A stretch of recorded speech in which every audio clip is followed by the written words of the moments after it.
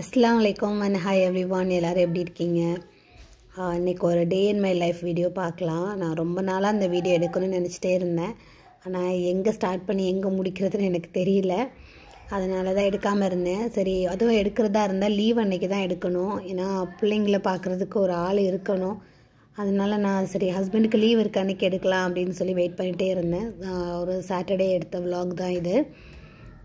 அன்றைக்கி மத்தியானத்துலேருந்து இப்போது நார்மலாக இஃப்தார் செய்யணும், ஏதாவது ஸ்நாக்ஸ் பண்ணணும் அப்படின்னா ஒரு 4 மணிக்கு ஆரம்பித்தா இல்லை 3 மணிக்கு ஆரம்பித்தா கூட போதும். பட் இப்போ சின்ன பையன் இருக்கிறதுனால மத்தியானமே கொஞ்சம் வேலையாக அப்போ பண்ணிவிட்டு ஒரு பிரேக், அப்புறம் செஞ்சுட்டு வந்துட்டு திரும்ப பிரேக், அப்படி எடுத்தால் மட்டும் தான் என்னால் பண்ண முடியுது. கண்டினியூஸாக கிச்சனில் நிற்கிறதுலாம் ரொம்ப கஷ்டம். நான் இப்போவுமே இதை ஸ்டார்ட் பண்ணும்போது இந்த கொஞ்சம் வாழைப்பழம் இருந்துச்சு, ரொம்ப பழுத்து போய் இருந்தது. சரி, அதை ஏதாவது பனானா கேக் செஞ்சு வைக்கலாம் அப்படின்னு நினச்சி நான் ஸ்டார்ட் பண்ணாமே இவன் முழிச்சிட்டான். தூங்கிட்டு இருந்த பையன் தொட்டில் முழிச்சு சத்தங்கிட்டவுடனே சரி இப்போ தொட்டில் விட்டு இறங்க ஆரம்பிச்சிட்டான்னா கொஞ்சம் பயமாக இருக்குது. அந்தால என் சின்ன பையன் பார்த்துட்டாக்குன்னு சொன்னால் முழிச்சிட்டான். அந்தால அவனை தூக்கி கீழே விட்டுட்டு தான் பெட் எல்லாமே எடுத்து வச்சேன். இப்போ இவனுக்கு பயந்து நாங்கள் யூஸ் பண்ணிட்டு இருந்த கட்டில் கூட நாங்கள் எடுத்து தூர போட்டுட்டு வெறும் பெட்டில் தான் கீழே போட்டு படுக்கிறோம். ஏன்னா அந்தளவுக்கு சேட்டை பண்ண ஆரம்பிச்சு எல்லாத்துலேயும் ஏற ஆரம்பிச்சிட்டான். விழுந்து அடிபடுறதுக்கு நிறையவே அவனுக்கு சான்ஸ் வர மாதிரி அவன் பண்ணிகிட்ருக்கான் எல்லாமே.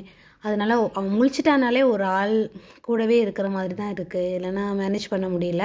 பெரிய பசங்களாச்சு அவ்வளோவா பார்க்க மாட்டாங்களா, அவங்களுக்கு அந்த அளவுக்கு விவரம் இல்லை. அதனால் ஒரு ஆள் இருந்துகிட்டே இருக்கணும் கூட. அதனால தான் என் ஹஸ்பண்ட் லீவ் அன்றைக்கி இந்த வீடியோ எடுத்தால் தான் நமக்கும் கரெக்டாக இருக்கும் அப்படின்னு சொல்லி இந்த வீடியோ எடுக்க பிளான் பண்ணியிருந்தேன். அன்றைக்கி கிளைமேட் ரொம்ப நல்லா இருந்துச்சு, ரொம்ப கூலிங்காக இருந்தது, மழை பெஞ்சிட்டு இருந்துச்சு. அப்புறம் வீடெலாம் எல்லா ஸ்க்ரீனை எடுத்து விட்டு விண்டோலாம் திறந்து வச்சுட்டு திரும்ப கிச்சனுக்கு என் ஹஸ்பண்ட் கொஞ்சம் பார்த்துக்கோங்கன்னு சொல்லிவிட்டு கிச்சனுக்கு வந்துட்டேன். பனானா கேக்கை செஞ்சு வச்சுட்டு இந்த ரெசிபி நிறைய தடவை பண்ணியிருப்பேன். எப்போ பண்ணாலுமே அதே டேஸ்ட் வரும், நல்லாயிருக்கும். இந்த ரெசிபி அந்த வீடியோ கூட நான் போட்டிருக்கேன். பனானா கேக் சாக்லேட் சிப்ஸ் போட்டு பண்ணால் இன்னும் டேஸ்ட்டாக இருக்கும். அந்த பனானாக்கும் அந்த சாக்லேட் சிப்ஸ்க்குள்ள காம்பினேஷன் ரொம்ப நல்லாயிருக்கும். சரி, அதை செஞ்சு 20 நிமிஷம் ஆகும் பேக்காக. அவனில் வச்சு விட்டுட்டு நான் பாத்திரத்தை கழுவ ஆரம்பிச்சிட்டேன். பாத்திரம் நமக்கு ஏதாவது குக் பண்ண வேணுங்கும்போது அதை கழுவ கிடந்தா எரிச்சலாக இருக்கும். அதனால் ஃபஸ்ட்டு பாத்திரத்தை கழுவிடலாம். அப்புறம் அடுப்பையுமே கொஞ்சம் தொடச்சிட்டு ஸ்டார்ட் பண்ணால் கொஞ்சம் நல்லாயிருக்கும் க்ளீன் பண்ணிவிட்டு. ஸோ அதனால் அந்த வேலையெல்லாம் பண்ணிகிட்டு இருந்தேன். அது 10 மினிட்ஸ் இருக்கும் பேக் ஆகிட்டனாலே எடுத்து பார்ப்பேன். ஸோ இன்னும் கொஞ்சம் வேகணும்னா அப்படியே விட்டுட்டேன். அப்புறம் என் சின்ன பையனுக்கு ராகி ஊற போட்டிருந்தேன் அவனுக்கு கொடுக்குறதுக்கு. ராகி ஊற போட்டு தனியாக எடுத்து வச்சுட்டு மட்டன் வாங்கியிருந்தோம். நாங்கள் ஒரு இந்தியன் மட்டன் தான் வாங்குவோம் ஒரு கடையில். அந்த கடை இப்போ நாங்கள் வேறு வீடு மாறினதுலேருந்து இப்போ லூலு, நெஸ்டோ, வஃபா அந்த 3 கடையிலுமே கிடைக்கும். பட் நெஸ்டோவில் தான் ரெகுலராக வாங்குவோம். லூலுவில் மட்டன் அவ்வளோ எங்களுக்கு செட் ஆகலை. ஆனால் இப்போ வஃபான்னு ஒரு கடை வந்திருக்கு. அந்த கடையில் மட்டன் நல்லாயிருக்கு. நெஸ்டோ கம்பேர் பண்ணும்போது எனக்கு வஃபா நல்லா இருந்த மாதிரி இருக்குது. அதில் கொஞ்சமாக இந்த மாதிரி மட்டன் வாங்குகிற டைம் கொஞ்சமாக போன்லெஸ் பீஸ் எடுத்து கஞ்சியில் போட்டுருவேன், நோம்பு கஞ்சியில். அதனால் அதுக்கு கொஞ்சம் 2-3 துண்டு எடுத்து வச்சுட்டு மீதி மட்டனை கழுவி எடுத்து வச்சுட்டேன். அப்போது கேக்கும் பேக் ஆயிடுச்சு. அதை ஆற விட்டுட்டு கஞ்சி செய்யலான்னு அடுப்பெல்லாம் ஆன் பண்ணிட்டேன். பண்ணதுக்கு அப்புறம் தான் என் பையன் பசிக்குமா, 2வது பையன் நோம்பு இல்லை, அவனுக்கு சாப்பாடு ஊட்ட போயிட்டேன். சின்ன பிள்ளைங்களுக்கு தான் சாப்பாடு ஊட்ட எவ்வளோ நேரம் ஆகும்.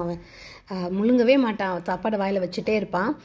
அவனுக்கு ரொம்ப நேரம் ஆயிடுச்சு. அதுக்கப்புறம் சின்ன பையனே நான் கிச்சனுக்கு லைட்டு போட பின்னாடியே வர ஆரம்பிச்சிட்டான். அதுக்கப்புறம் திரும்ப அவனை கொஞ்சம் சமாதானப்படுத்தி விட்டுட்டு அப்புறம் கேக் நல்லா ஆறிடுச்சு. சரி, அதை கட் பண்ணி நகட்டி வச்சிடலான்னு சொல்லி அதை கட் பண்ணி ஒரு டப்பாவில் போட்டு உரமாக வச்சுட்டேன். அவன் போடும்போது அவனுக்கு மேலே வச்சுருக்க திங்ஸ் எல்லாம் எடுத்துகிட்டு தான் அவன் ஆன் பண்ணுவேன். அதனால் இப்போ ரிட்டன் ப்ரெட் எல்லாமே அங்கே இருந்தால் நமக்கு ஒர்க் பண்ண முடியாதுன்னு சொல்லி திரும்ப எல்லாத்தையும் இப்போ ப்ரெட் பேக்கெட், கிளாக், இதெல்லாம் டிஷ்யூ பேப்பர் எல்லாம் தூக்கி அவன் மேலே வச்சுட்டு அடுத்து நான் வேலையை ஸ்டார்ட் பண்ணிட்டேன். அப்பப்போ போய் இவனுங்களையும் பார்க்கணும் என்ன செய்கிறாங்க. ஏதாவது பக்கத்தில் திங்ஸ், சின்ன பொருள் ஏதாவது கிடக்கும் கிட்ட, அதை அப்பப்போ போய் பார்த்துட்டே இருக்கணும். பார்த்துட்டு கஞ்சி செய்ய ஆரம்பிச்சிட்டேன் ஒரு வழியாக. இப்போ நான் வெஜிடபிள் கஞ்சினா அவ்வளோ பட்டை, கிராம்பு, ஏலக்காய்லாம் போட மாட்டேன் தாளிக்கும் போது. இது மட்டனில் பண்ணுறதுனால சும்மா பேருக்கு ஒரு 2 கிராம்பு, 2 ஏலக்காய், ஒரு சின்ன தொட்டு பட்டை எல்லாம் போட்டுட்டு பண்ண ஆரம்பிச்சிட்டேன். இது ஒரு 3 பேருக்கிட்ட அந்த கஞ்சி சாப்பிட்லாம். அதனால் ஒரு 1/2 கப்பு பச்சரிசி, பாஸ்மதி அரிசிலேயும் நல்லாயிருக்கும், ஜீரக சம்பாலையும் நல்லாயிருக்கும். நான் அன்றைக்கி பச்சரிசியில் தான் பண்ணியிருந்தேன். அதுக்கு 1/2 கப் பச்சரிசியும் அதில் 4 ஒரு பங்கு சிறுபருப்பும் போட்டுட்டு ஒரு 1/2 ஸ்பூன் வெந்தயம் இவ்வளோத்தையும் போட்டு ஊற வச்சுருவேன். முந்திலாம் என்ன பண்ணேன், மிக்சியில் அரிசி அடிச்சுட்டு ஊற வச்சுட்டு இருந்தேன். அப்புறம் தான் பார்த்தா ஊறும்போதே நல்லா புதுமிடுது. அதுக்கப்புறம் அதை கையால் நம்ம நச்சு விட்டாலே போதும். அப்படி இல்லைன்னா கூட நம்ம வெந்ததுக்கப்புறம் நல்லா குழஞ்சிருது. அப்போ மிக்ஸ் பண்ணால் கூட நல்லா உடஞ்சி வந்துடுது. அதனால் இப்போ அப்படி போட்டதில் டேரெக்டாகவே அரிசியை ஊற வச்சிடுறது. அப்புறம் வெங்காயம், பச்சை மிளகா, இஞ்சி பூண்டு பேஸ்ட்டு, தக்காளி எல்லாம் வதக்கிட்டு இதுக்கு ஒரு 1/4 கப் தேங்காய் தேவைப்படும். 1/4 கப் போதும். அதை வந்து கொஞ்சமாக சூடு தண்ணியில் வந்துட்டு கொஞ்சம் வெந்நியில் லைட்டாக நம்ம அரைச்சிட்டோன்னா எனக்கு ஃப்ரீசர்லேருந்து எடுக்கிறதுனால கொஞ்சம் ஒழுங்காக அரைப்படாது. கொஞ்சோண்டு குவான்டிட்டி வேறு அரைக்கிறோமா, ஒழுங்காகவே அரைப்படாது. கொஞ்சம் வெந்நி ஊற்றி அரைச்சோன்னா கொஞ்சம் நல்லா அரையும். அப்புறம் அதில் தேங்காய் பால் எடுத்து அதையும் ஊற்றிட்டு எல்லாமே ஊற்றி மொத்தமாகவே குக்கரை மூடிடுவேன். லாஸ்ட்லலாம் தேங்காய் பால் ஊற்றுறதில்ல. அப்போது இவனுக்கு கிச்சனை வந்து நம்ம நிற்கிற டைம்லாம் க்ளீன் பண்ணிட்டே இருக்க மாதிரி ஒரு சின்ன துண்டு கிடந்தாலும் வந்துடும். அது எங்கே இருந்தாலும் வந்து எடுக்கிறதுக்கு வந்துடுவான் என் பையன். அதனால் அப்பப்போ நான் க்ளீன் பண்ணிகிட்டே இருக்க மாதிரி தான் இருக்கும். அப்புறம் குழம்பு மசாலா 1 ஸ்பூன் போட்டுக்கலாம், 1 டேபிள் ஸ்பூன். குழம்பு மசாலா இல்லைங்கும்போது ஒரு 1/2 ஸ்பூன் வத்தத்தூள் மட்டும் போதும். அது கூட அந்த மட்டன் வச்சுருந்தேன்ல, அந்த மட்டனே எடுத்து போட்டேன். இந்த மட்டன் இல்லாத டைமில் சும்மா ஒரு சின்ன துண்டு 1/2 கேரட்டும் ஒரு ஒரு 2 டேபிள் ஸ்பூன் பட்டாணி, பச்சை பட்டாணி இருக்குல்ல, அது ஃப்ரோசன் வச்சுருக்கிறேன், அதுவும் போட்டு தான் செய்வேன். இன்றைக்கி மட்டன் இருக்கிறதுனால வெறும் மட்டன் மட்டும் போட்டுட்டு மல்லி இலை, புதினா. நான் புதினா வந்து கொஞ்சம் கழுவி காய வச்சு லைட்டாக நிழலில் காய வச்சு நல்லா காஞ்சதுக்கப்புறம் ஒரு டப்பாவில் போட்டு வச்சுருவேன். இது இந்த கொரோனா டைமில் பழகுனது. கொரோனா டைம்லலாம் திங்ஸ் அவ்வளோ கிடைக்கல. அப்போ இந்த மாதிரி செஞ்சு பழகி எனக்கு அப்படியே பழகிடுச்சு. 5 வருஷமாக இந்த மெத்தட் தான் நான் ஃபாலோ பண்ணுறேன். இது நல்லாயிருக்கு, ஸ்மெல் அப்படியே இருக்கும். 3-4 மந்த்ஸ் ஆனாலும் அந்த ஸ்மெல் அப்படியே இருக்குது. நான் வந்து நம்ம ஃப்ரிட்ஜ்லேயும் வைக்க தேவையில்லையா, மேலே கிச்சன்லேயே கபோர்டில் வச்சுக்கலான்னு சொல்லிட்டு நான் இந்த மெத்தட் தான் பண்ணிகிட்ருக்கேன். இதனால் யூஸ்ஃபுல்லாக இருக்குது. அப்புறம் போட்டு குக்கரை மூடியாச்சு. குக்கர் ஊற்றினா போதும். ஏன்னா நம்ம கடைசியில் வெந்நி ஊற்றி நம்ம இது பண்ணிக்கலாம், டைல்யூட் பண்ணிக்கலாம். இல்லைன்னா எவ்வளோ தண்ணி ஊற்றினாலுமே அந்த கஞ்சியில் வந்து மேலே வந்து குக்கரில் மேலே வந்துடும். அதனால இது மட்டும் ஊற்றிட்டு உப்பு போட்டுட்டு மூடி வச்சுட்டேன். இன்றைக்கி வந்து ஆரஞ்சு ஜூஸ் போடலான்னு தான். என் பையன் வந்து பழங்கள் வந்து சாப்பிட மாட்டான், ஜூஸ்னால் கூட குடிச்சிருவான் பெரியவன்.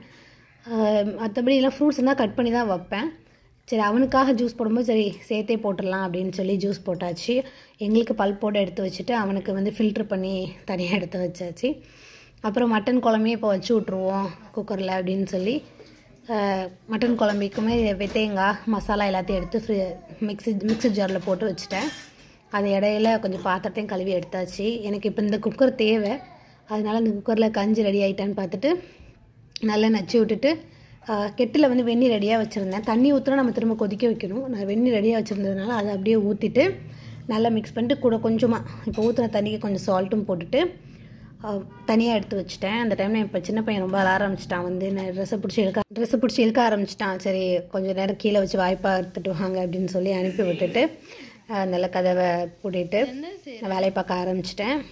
மட்டனுக்கு குக்கரை கழுவிட்டு அதே குக்கரில் ஆன் பண்ணி வச்சுட்டு ஒரு 6 பேர் சாப்பிட்ற மாதிரி 3 வேளைக்கு வச்சுட்டேன். நைட்டும் சாப்பிட்டுக்கலாம், காலைல சகருக்கும் சாப்பிட்டுக்கலாம், திரும்ப அடுத்த நாள் நைட்டுக்குமே வச்சுக்கலாம் அப்படின்னு சொல்லி மொத்தமாக குழம்பா வச்சிடலான்னு பிளான் பண்ணி ஒரு 3 வெங்காயம், 3 தக்காளி, 2 பச்சை மிளகா, 2 டீஸ்பூன் வத்தத்தூள் போட்டுட்டு மசாலா ஒரு 4 டேபிள் ஸ்பூனில் 8 டேபிள் ஸ்பூன் வரும். ஒரு 1/2 கப்பு தேங்காய் கூட ஒரு 3 டேபிள் ஸ்பூன் மசாலா எல்லாத்தையும் சேர்த்து போட்டு அரைச்சி அது எல்லாத்தையும் போட்டு மிக்ஸ் பண்ணி குக்கரை க்ளோஸ் பண்ணிட்டேன்.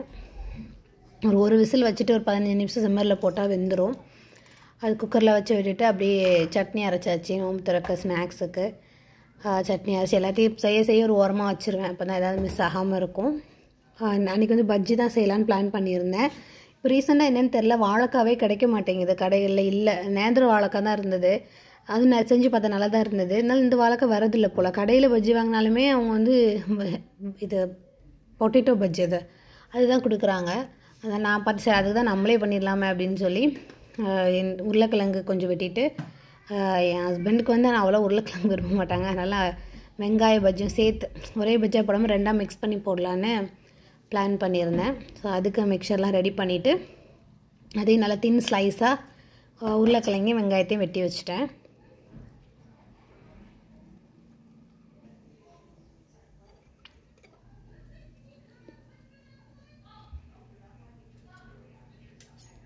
இடையில போயிட்டு பசங்களை பார்க்குறதோ நானும் ஃப்ரெஷ் ஆகிட்டு அந்த மாதிரி ப்ரேயர் பண்ணிவிட்டு அந்த மாதிரி வந்துட்டு விட்டு போயிட்டு வந்து வேலையை பார்த்துட்ருந்தேன். இந்த மாதிரி பொரிக்கிற ஐட்டம்லாம் ஒரு 5 மணிக்கு மேலே பொரித்தாலே போதும். நமக்கு 6 மணிக்கு தானே நோம்பு திறக்க டைம் வரும். அதனால் ஒரு 5 மணிக்கு மேலே பொரிக்கிற ஐட்டம்லாம் பொரிச்சா போதும். மற்றதெல்லாம் கூட ரெடியாக வச்சுட்டு இதை கடைசியாக தான் பண்ணுவேன்.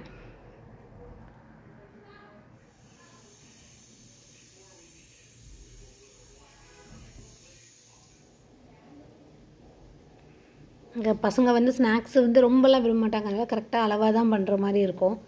சும்மா பேருக்கு தான் சாப்பிடுவாங்க. அது அப்புறம் டின்னர் வந்து பண்ணுற மாதிரி இருக்கும் நைட்டுக்கும். அதனால் நான் வந்து சரி கொஞ்சமாக பேருக்கு மட்டும் கொஞ்சமாக தான் மாவு எப்போவுமே மிக்ஸ் பண்ணுவேன். கொஞ்சம் சாப்பிட்ற மாதிரி மிச்சம் இருந்த உருளைக்கிழங்கு வெங்காயம் எல்லாத்தையும் டப்பாவில் வச்சு ஃப்ரிட்ஜில் தள்ளியாச்சு. அப்புறம் எல்லாத்தையும் கொஞ்சம் ஒதுக்கிட்டு ஏதாவது பாத்திரம் கண்ணா கழுவிட்டு எல்லாத்தையும் எடுத்து நான் திண்டில் வச்சுட்டேன்னா வந்து அவங்க ஒன்று ஒன்றா எடுத்துகிட்டு போயிடுவாங்க. அதுக்கிடையில் கொஞ்சம் ஹாலில் போய் பார்த்தேன், கொஞ்சம் டாய்ஸ் அங்கங்கமாக கடந்துச்சு. அப்புறம் சின்ன பையனுக்கு தூக்கம் வந்துருச்சு.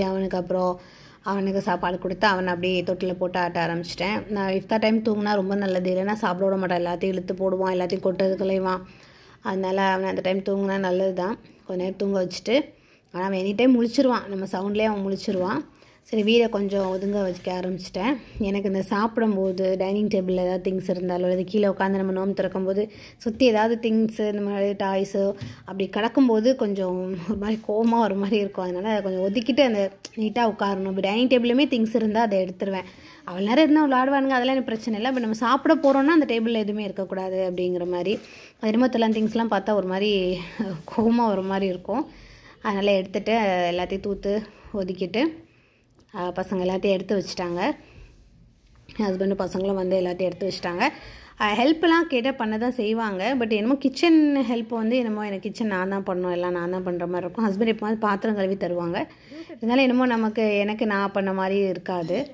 ரொம்ப முடியல அப்படின்னா பண்ண தான் செய்வாங்க. உனக்கு பல்பாக இருக்கிறது வந்துட்டு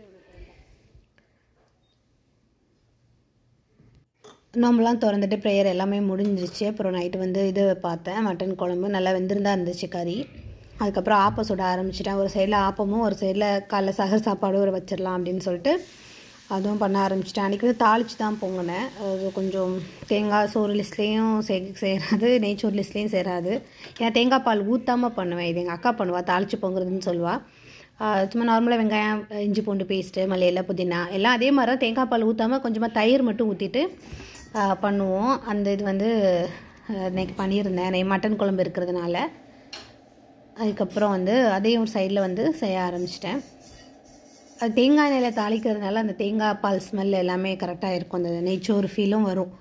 அதனால் அந்த டைப்பில் தான் பண்ணுறது. ஏன்னா தேங்காய் பால் எடுக்க சம்டைம்ஸ் கஷ்டமாக இருக்கும், எடுக்க முடியாது, தேங்காய் இருக்காது, கம்மியாக இருக்கும். அதனால் இந்த இது வந்து கொஞ்சம் யூஸ்ஃபுல்லாக தான் இருக்குது. அப்புறம் ரம்பையில் வந்து இந்த மாதிரி காய வச்சு தான் அதையும் யூஸ் பண்ணிகிட்ருக்கேன், இங்கே கிடைக்காதனால. அதே ஒரு சைடில் ஒரு அடுப்பில் வச்சா வேலை முடிஞ்சிடும்ல அப்படின்னு சொல்லி அதையும் பண்ண ஆரம்பித்தாச்சு. குழம்பு வந்து காலையில் எடுத்து சூடு பண்ணிக்கலாம். சில ஊரில் வந்துட்டு தேங்காய் பால் ஊற்றினா தேங்காய் சோறுன்றாங்க, நெய் போட்டு தாளித்தா தான் நெய் சோறுன்றாங்க. நாங்கள் வந்து எப்படின்னா இந்த மாதிரி தேங்காய் நெய்யும் ரெண்டையும் போட்டு தாளிச்சிட்டு தேங்காய் பால் ஊற்றி பண்ணுவோம். எங்கள் ஊரில் நெய் சோறுன்னு சொல்லுவோம். சரி மட்டன் குழம்பு வச்சதுனால இன்றைக்கி தாளித்து பொங்கிடலாம் அப்படின்னு சொல்லிட்டு பொங்கியாச்சு.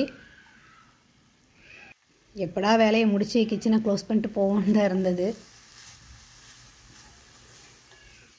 மிச்சம் இருந்த மாவு எல்லாத்தையும் மிக்ஸ் பண்ணி உள்ளே வச்சுட்டு அப்புறம் கஞ்சி மிச்சம் இருந்துச்சு. இன்றைக்கி போடுற கஞ்சி நாளைக்கும் சேர்த்து கொஞ்சம் வரும். அதனால் அதையும் கொஞ்சம் எடுத்து ஊற்றி டப்பாவில் ஊற்றி ஃப்ரிட்ஜில் வச்சாச்சு. அப்புறம் எனக்கு 2 ஆப்பத்தை வச்சு நான் சாப்பிட ஆரம்பிச்சிட்டேன். என் பெரிய பையனுக்கும் வச்சு கொடுத்துட்டேன், அவன் சாப்பிட்ருவான். ஆனால் சின்ன 2வது பையனுக்கு மட்டும் ஒரு ஆள் ஊட்டணும்னு நான் ஊட்டுவேன், இல்லைன்னா அவங்க பாப்பா ஊட்டுவாங்க. யார் ஃப்ரீயாக இருக்குமோ நாங்கள் ஊட்டிக்குவோம். ஆனால் கண்டிப்பாக ஊட்டுற வரைக்கும் வெயிட் பண்ணிகிட்டே தான் இருப்பான், அவனா சாப்பிட மாட்டேங்கிறான். அப்புறம் இதுவும் நான் தம்மில் போட்டுட்டேன். 1 கப்புக்கு 2 கப் தண்ணி வைக்கணும். நான் 1 கப் ரைஸ் தான் அன்றைக்கி குக் பண்ணியிருந்தேன். அப்புறம் அதையும் செக் பண்ண எல்லாம் வெந்திருந்துச்சு. அப்புறம் அதையும் மூடி வச்சுட்டு ஒரு 10 மணி வாக்கில் குக் பண்ணுறதுனால ஒன்றும் ஆகாது, அப்படியே வெளியே இருக்கும்.